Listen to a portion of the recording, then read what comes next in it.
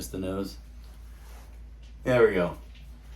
Hey guys, Brandon with Electrical Specialist. Today, the topic is, so you think you want to be an electrician. Recently, I went to the career fair at Seaman High School out here north of Topeka. And we had a little table set up, and there was lots of other people there. It was interesting to see. And I think they were the seniors, but I'm not sure exactly what classes were in there. But they were coming around and talking to me and there's a few other contractors in there. But they were asking questions once they got comfortable, and you could tell they genuinely had no idea, just like I didn't have any idea what it looks like. So the people that were interested in trades like electrical, they came up with the most basic questions, and I was, I guess, a little taken aback by, oh, they really don't have any clue what this looks like or what it's about. So I took the opportunity to kind of inform them what that looks like. So I thought we'd take the opportunity today. So if you're in high school or just out of high school, or if you're young and you're looking to, if college isn't for you because it's not for everybody, and you're looking to get into the trades and electrical might be something you want to do, what's that look like? So today, I don't think I've introduced him to you guys yet. This is Steve Burnett. He is a master electrician. He's our shop foreman. He graduated from Valley Falls. Great day to be a dragon. High. Over 23 years in the trade. He was union and non-union. Residential, commercial. He's a master electrician. Pretty much the guy you want to ask. Done it all. You need to find somebody like this if you're young to say, hey, what about this? What about that? Because they've actually done it. That's who you want to go find. So that's kind of the point of this. Hi, Steve. Thank you, Brandon. How's it going? We're going to jump right into it, and I'm literally just going to ask them questions they asked me to kind of just pose that situation to make it as easy as possible. So going right into it, I guess one question I kept getting asked is, should I go into trade school? Trade school, that's a good question. I would never be one to tell somebody not to go and further their education, not to go to school, not to take advantage of VOTEX. But the truth is, you get what you put into it. If you go into VOTEC planning on copying off your buddies or just kind of coasting your way through, you're not going to get much out of it. If on the other hand you go into it trying to get as much as you can out of it, I have seen it where we get guys who've gone through a VOTEC program and they know everything that a first-year apprentice would have already known. And I've seen other guys go through a VOTEC program and not know which end of a hammer to use. So I would say it really matters what you plan on doing with it. If you're going to go into it with the right mentality, going to school, going to VOTEC while you're in high school can definitely be beneficial. Yeah, and I think Steve can probably confirm this, that we have several employees. I went to a trade school. We have several employees who have. We encourage it because knowledge is power, obviously, but an issue that we notice over and over, and I found out with myself, I love the feeling of knowing things, and I went to trade school, and then I come out thinking, you know, I'm going to get a job, I'm going to show them I've got some experience, and when I came out of VOTEC, there was no electrical jobs available. I applied everywhere, and they said 5 years experience mandatory, more or less. But these days, that's not a case. Almost everybody's hiring if you were to go somewhere. But the thing is, you come out of trade school and you're expected to produce. Well, you say, well, I know things. I was taught the vocabulary, you know. Which certainly helps. Yeah, it does help. I know the vocabulary of the electrical field because we talked about it in a code book, but then we hand them a hammer and a staple and say, you know, run this wire from here to there, and they can't swing the hammer. You know, they literally just can't use the tools, and it's an uphill climb from there. So not every one of them. I noticed something we have noticed is younger guys that come from a family that have construction in their family, their dad, their grandpa, farmers, they just have that already. So it depends on where you came from, what you know. So to follow that up, do I have to go to trade school? You know, is it a must? No, absolutely not. You don't have to go to trade school. You certainly have to have a desire to do it. One thing about kids that do go to VOTEC, we know that they're serious about it, and that's definitely a clue to us. But if you wanted to go totally green with absolutely no experience whatsoever and try to get a job, there is an opportunity for a lot of guys. So there, right now, the job market is as far as for employees is pretty slim, and so if a guy comes in, interviews well, has a good attitude, there's certainly a chance that we would give him an opportunity, and on the job training is very valuable, and I want to stop short of saying it's the most valuable thing or that it's more important by and large for compared to going to school, but I would certainly, in my opinion, take a kid with a year's experience than I would over a VOTEC And I school. think that's hammer on the head. I mean, that's as an employer, as a foreman. If I'm going to offer my foreman, do you want this kid with some trade school experience, or this kid that he has 2 years trade school, he has 2 years in the field digging ditches? Which one are you taking? Yeah, I'm taking the kid who has the job experience. It's just head over. It just hands down, it helps. But I would definitely wouldn't deter anybody from going to school. Absolutely not. Education is important. I'm glad I went. I thought I knew more than I did when it came out. That seems to be a lot of the case. Moving on, union or non-union. When I was there, the union was there. I talked to the gentleman. We both have training programs. We both are looking to give the kids an option out of school, and so he's done both. I haven't. So Steve, what would you say if someone was to ask you, should I go to the union or should I be non-union? I do have a biased opinion. I went through the union program. I went through their apprenticeship program. I personally believe it's second to none, but I also went into it with the right attitude. I went into it knowing that I wanted to be an electrician and knowing that I wanted to be a good electrician. So I didn't copy off the other guys that were in my class, and I didn't. Is there a lot of that? There is a lot of that, but different classes are different. So you could have 1 year class of guys go through, and all of them want to be electricians. All of them take it serious, or you could end up in a class that there's too many characters in it, and they're not taking it serious. And it, unfortunately, whoever you're hanging out with, whoever you're going to class with, it can bleed off on you, and next thing you know, you're all goofing off, and none of you are getting the worth out of the class. But I happen to be in a class that was definitely beneficial to me. The union is certainly not for everyone. There's a lot of things, and we'll do another video, or we could do another video talking about the differences between union and non-union. But I will certainly say that being union is not a bad thing, and if it weren't for 9/11. And being off because of it, that event, I'd probably be union today. So yeah, there's definitely no wrong or right way to go. It's different for everybody. And even in one person's career, just similar to you, union can be the right thing for you right now. Mm-hmm. And then as life changes, maybe it's not. Maybe it doesn't work out. Maybe, there's clicks in the union, there's clicks out of the union. It just depends on the situation you're in, what you need. So I think that's a good way to put it. So the next one would be, and I did get this several times, they were kind of afraid to ask it because I think they knew the answer, but what to expect. You're young, you get a chance, a summer help, like we've got a summer program. Yeah. What do you expect? You sign up for a summer program and you show up, no tools, jeans, day one. What should you expect to see? Well, I think the first thing that you should make sure guys understand, it's not an office job.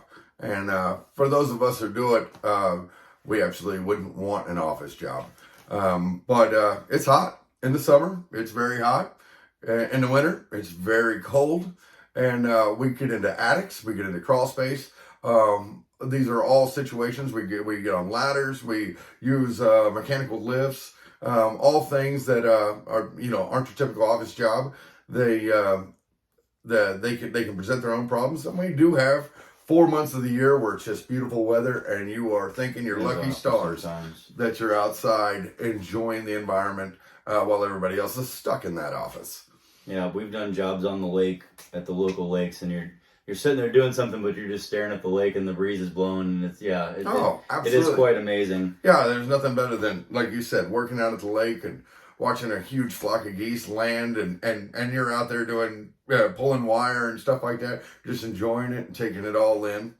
I think it goes back to what we mentioned earlier about if you have construction in your family, farming, agriculture. If your family's been into that and you've watched your dad or your grandpa, whoever it is, leaving every day and working outside, whether it's on the farm or construction, it's just an expectation. That's what I'm going to do. It's no big deal. Yeah, I do think that kids that come from families with that in them, they certainly have an appreciation. There's no aversion whatsoever to working with your hands and stuff like that. They see it. I come from one such family. We see it as a prideful thing, not something to look down on. Yeah, and honestly, I think the world is starting to look back towards the trade. I think so too. I really do. Things are coming full circle. I mean, we had the 2008 market crash, and I won't go into great detail, but what they call the Great Tsunami, where there wasn't anything being built. So not only people in the trades were leaving the trades and taking jobs as personal trainers and teachers, whatever they could get, IT, working from home, they were telling their kids, go to college, don't get in the trades, because they're right. There's no work. So you got a 10-year gap where just nobody went to trade school. Nobody got into the trades, and people were leaving the trades by, the grove. So drove, whatever that word is, I don't know. In droves. There we go. I think he made it up. It's that education from Valley Falls. But so the next one would be, what would be expected of me? So right, piggybacking on what to expect when you show up, but what's to be expected of a new hire that knows nothing? All right, a new hire that knows nothing. Well, one of the first things that we're going to need is a valid driver's license. The guy's got to have the ability to get to and from work, to and from a job site, and believe it or not, that's not always easy to come by. There's a lot of folks that have those little slip ups or just don't have reliable transportation, and we need. So that is definitely a must. We need a guy with a good attitude, a guy who's not afraid of heights, a guy who's not ridiculously scared of tight places, because sometimes we got to get in tight places. We need a guy who can lift a certain amount of weight, a guy who's not afraid of a shovel. We don't do a lot of digging. Nobody really likes digging, but the truth is, if you're brand new to the company and you're brand new to the trade, the shovel probably fits your hands better than mine. I think we explain it when we do have apprentices or new hires or people who are applying, when we're trying to explain it to them. There are days, weeks, sometimes months of just the crappiest jobs that nobody wants to do. There's no other way around it. They suck. But they're jobs that we have to do. And then when those are done, we might have 6 months of awesome jobs that everybody loves. It just, you take the good with the bad. We try to cherry pick the best jobs we can, and we're asking our guys all the time, what do you like? And we actually try to go after those jobs.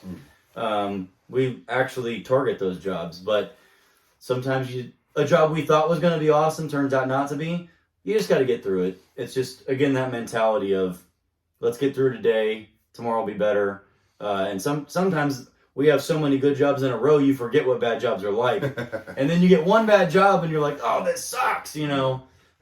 We're all guilty of that. We forget how good we have it when we're out by the lake on a sunny day. That same job in the middle of winter is awful. Yeah, that's true. That cold wind blowing off ice on the lake can be pretty brutal. But we typically know what jobs are rougher than others or less desirable than others. And we try to rotate our guys through. We try to make sure that the same guys aren't stuck on the same kinds of jobs that they'd rather not be doing, and rotate guys through. And if we've got back-to-back jobs that we know are rough, if it's possible, we try to space them out so that it's not back-to-back-to-back. We try to put a few jobs in between so that it's not just constant dreaded work. But there's also a sense of pride that you take at the end of the evening on those days that are rough, that that you busted your butt. That's true. You worked through it. You got through it. You're dirty. You're filthy. You're sweaty. You feel great. And you feel great about it. It is weird. The trades aren't for everyone, but they have their own rewards. They really do. I think that's a good point I don't want to look past, is that you said we try to rotate. We always try to keep, dare I call it a farm system. We relate it to sports a lot, especially like the NFL and the positions that we hold in the company. But we bring in people, and if we have several guys that haven't done a certain thing, whether it's a panel or digging a ditch or whatever, in the end, if you're going to stay here, we want you to be able to do everything. We're not just going to stick you on ditches for 2 years. But if you've never dug a ditch, you're going to dig a ditch. You're going to be able to do everything. And then if the next guy hasn't done one, you'll rotate off. Like, everyone's going to go through a cycle so you can be a well-rounded electrician. So you're going to... That's very important. Yeah, you're going to do not fun stuff. You're going to do fun stuff. You just have to be patient. I think that's a pretty good way to say it. Just a few more left. What are the bad things? Let's just go... What's the bad part? Let's knock that out first, since that's not the fun one. What are probably the most crappiest or least fun things about a career in the electrical field? The career, dealing with the hot weather, dealing with the cold weather can certainly be rough. And sometimes we're in attics in the worst time of year. That can certainly be rough. The physical nature of the job in itself can be rough, and occasionally things don't go your way. You go out, you do a job, and everything seems to be going somewhat smooth, and then suddenly it doesn't. Everything falls apart, and tempers can flare. Bosses can be on you a little bit. Occasionally they can tell you, the disappointment in a job not coming in where it should have come in, and things like that. It can add a lot of stress. And I think that can be a definite point. But I think you have that in all in all aspects of careers and things like that. You have days, you have supervisors who get upset. You make mistakes. Things happen. You can tighten a lug on an electrical panel, and you can go for just that one more half turn and snap. And now 3 hours of your workday has to be redone. Let's not even talk about that. Yeah. It certainly happens. It's happened to me. Something I want to bring up that we haven't mentioned yet is, on the crappy side, travel. We both have had jobs where... Sorry, we got a neighbor, or a dog going crazy out there that's not mine. But anyway, let me shut this door. We've both been in jobs where we didn't think we would be, or say we've been told... you're not going to work out of town that much. We're going to rotate you. Yeah. We've worked for larger corporations, which we got a love-hate relationship with. But there is a lot of road work. If you do commercial work, we're in I'll call it a smaller town, Topeka, and the surrounding areas in Kansas. There's not a lot of commercial work around here. So the larger companies that do commercial work, if that's what you like, you find yourself, if not right outside of town, a long ways out of town or out of state. You want to talk about that for a second? Ended up out of town, out of state. I guess that would fall back to one of the negatives. Yeah. Sometimes we get called on to work extended hours. What can start out as 10-hour days can quickly turn to 12-hour days, 7 days a week, and those can be real rough. They can be real troubling for anybody, especially with a young family. You've got kids at home.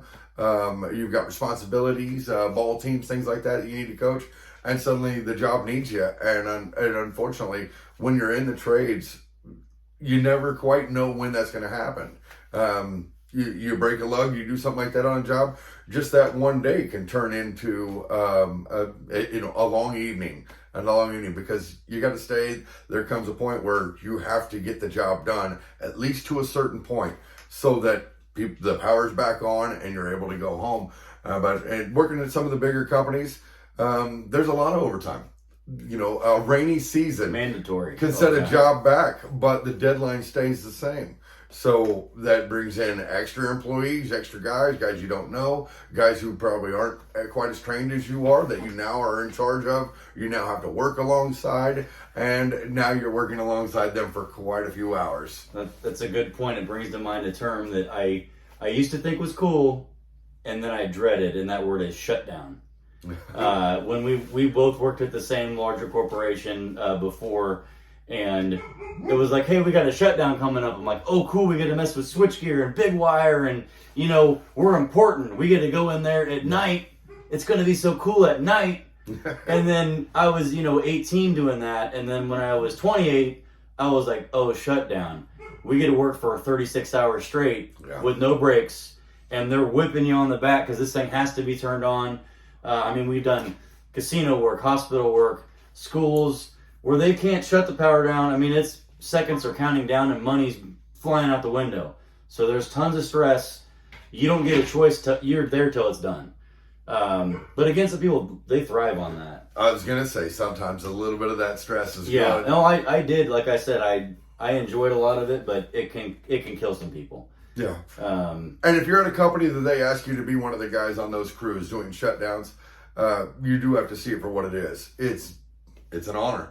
You only take the best of the best at your company to do a shutdown. And if you are being called to do it, typically, not to turn it down, because they're basically saying, you're one of our good guys. You're one of the guys we need. And it's a good feeling. It goes back to one of those rewards that some people may not consider a reward. But it is. It really is. Mm-hmm. It certainly gives you a prideful feeling being one of the guys who's called in to save the day. And us in particular, I don't know if you guys know a whole lot about us, but because of all that traveling we did, our family's our number one core value at the moment, and we try to stay local. We don't even bid work out of our zone. But I'm not silly enough to say that as we grow, things may change. But again, I would try to find guys either in that area or that are willing to travel. Some of these young guys love to travel. Well, they don't have a family and they want to, it sounds exciting to some people. So you never know how things may go, but that's where we are now.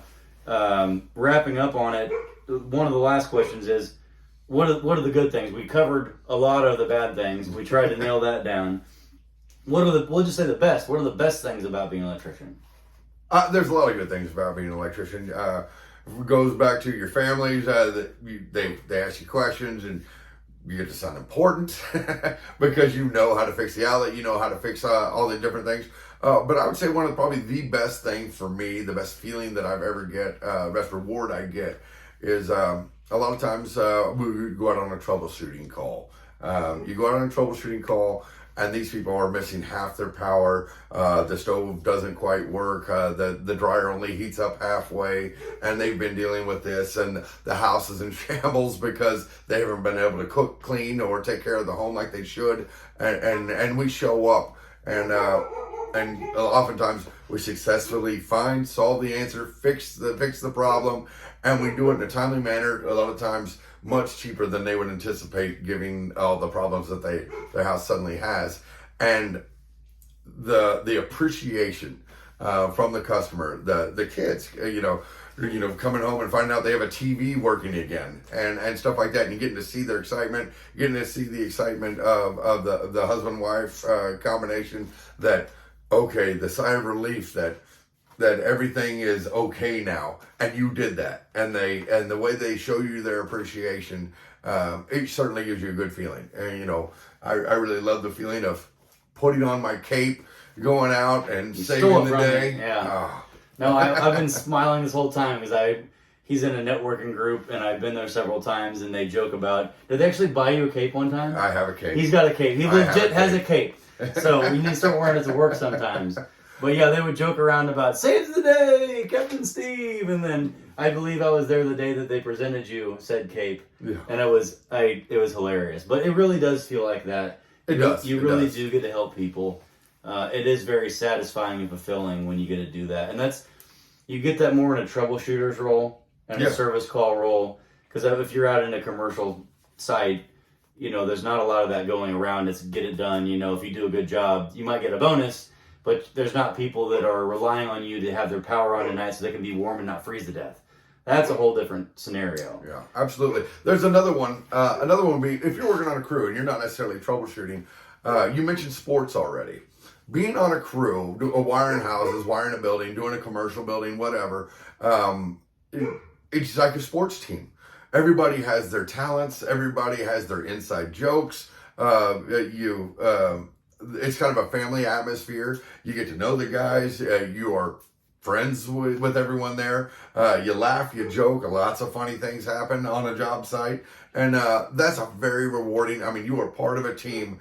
And it's not all stuffy. And generally speaking, especially if you work at a good place, it's not a bunch of backstabbing and not a bunch of leaning on one guy to climb up over and get to a better position. It's all guys working to get a job done, and so that we can all go home at night. And it's a really good feeling to have a team of guys that can work well together, can enjoy each other's company, and get a product done and make some money with it. I think there's one thing we can't understate, and that's throughout my career, at least, speaking personally, no matter what the economy's like, and no matter what's going on in the world, electricians are needed. And I don't care if it's union, non-union, what it is, what trade, where you're at in the industry, if you're worth your salt and you put in the work and you have a good attitude, you're never not going to have a job. And he's talking about the camaraderie and joining, you got inside jokes and all that. If you don't fit, again, whether it's union or non-union, if you don't fit in a clique or a group or whatever, you just don't feel like you fit, but you're an excellent worker, you can go anywhere else. Yeah. You could quit today and go knock on any door, and if they look at your resume and you show them who you are, there's not a day in this world that you won't have a job. Yeah. And they might give you a hiring bonus just to come over. Because there's just nobody out there. You're very sought after. If you're an excellent electrician or even a good electrician with work ethic that shows up every day, you'll never go without a job. It's a fact.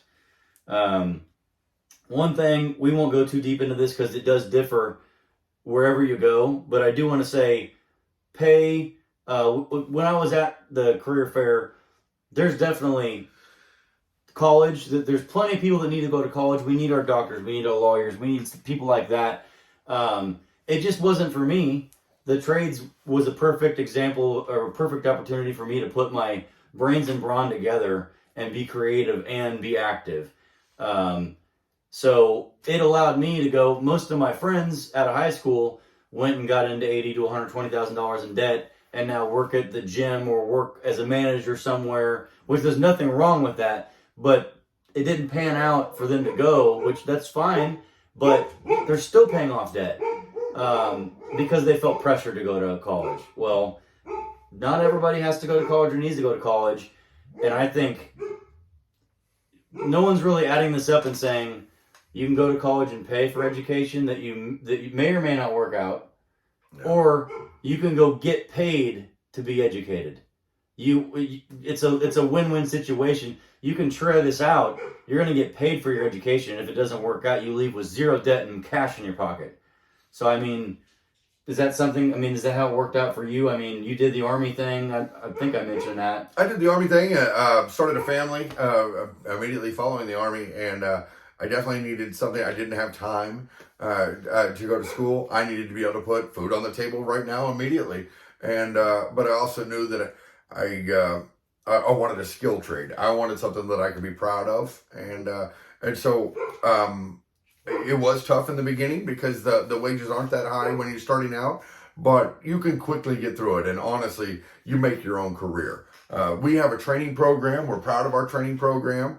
But I tell the guys all the time, it's your career. Don't wait on me to tell you that you're ready for the next level.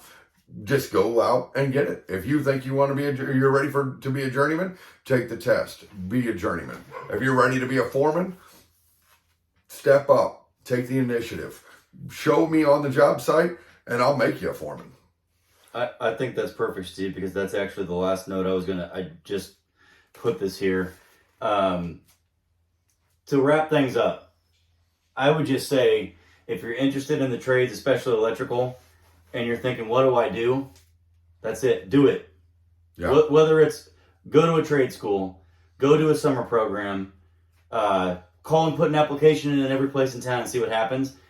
Yeah, do them all. Mm-hmm. Look into a trade school if you're not sure, go do the summer job. You know that you might do summer work and think, well, I want some education, so now I'll go. You know, there's many winning routes. It depends on what's for you, but just pull the trigger, do it. Yeah. That's really the answer. So, is there anything does that wrap it up pretty well? Absolutely. Well, I agree. I know one of the things, I've got my own children and that are young adults now, and one thing I noticed that they weren't sure exactly what it was that they wanted to do when they graduated from high school. So if you're considering it, you're a sophomore, junior, right now, take your time, go do this work for the summer. If nothing else, you find out you really want to go to college. That's a very good point.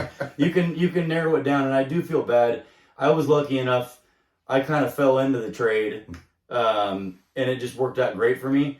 I felt bad for all the other kids my age that had no clue what they wanted to do, and were wasting their time doing other things, learning the hard way.